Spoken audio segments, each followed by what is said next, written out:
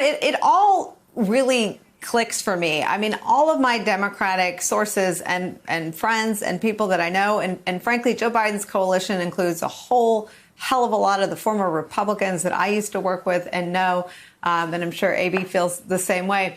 The anxiety is not just around, 4 years ago, it was around a hidden Trump vote.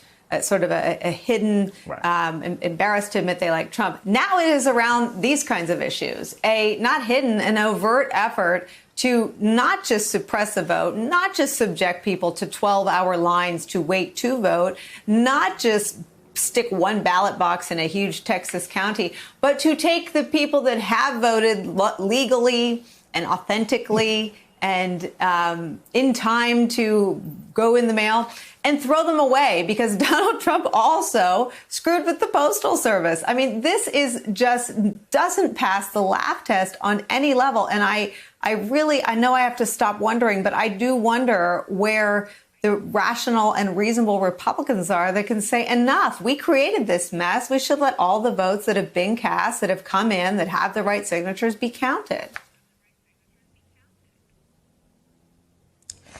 Well, there is a concern, Nicole.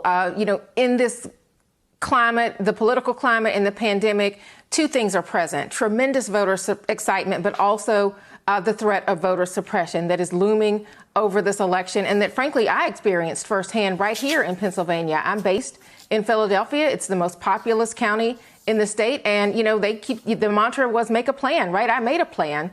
I had requested a mail-in ballot. That ballot did not make it to me. And so I was one of the thousands of people in Philadelphia County that went to cast their vote early before the deadline, which was Tuesday. I normally vote, in every election, stood in line, and 4 hours later, I emerged. And so directly experiencing the voter suppression that an untold number of Philadelphians and an untold number of Americans are going to experience this cycle. And I say that, not to portray myself as a victim. I mean, I'm a journalist. I'm somebody who has 4 hours, frankly, to stand in line. But there are too many people in this country who do not.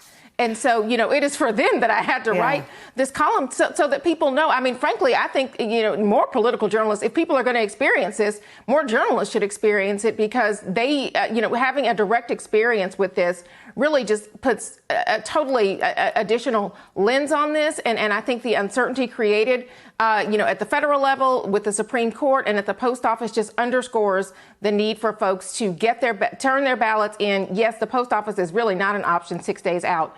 Turn your ballot in if you have it. And, but the threat of voter suppression is very real. It's very present. And this is what it looks like in the 21st century. Hey there, I'm Chris Hayes from MSNBC. Thanks for watching MSNBC on YouTube. If you want to keep up to date with the videos we're putting out, you can click subscribe just below me or click over on this list to see lots of other great videos.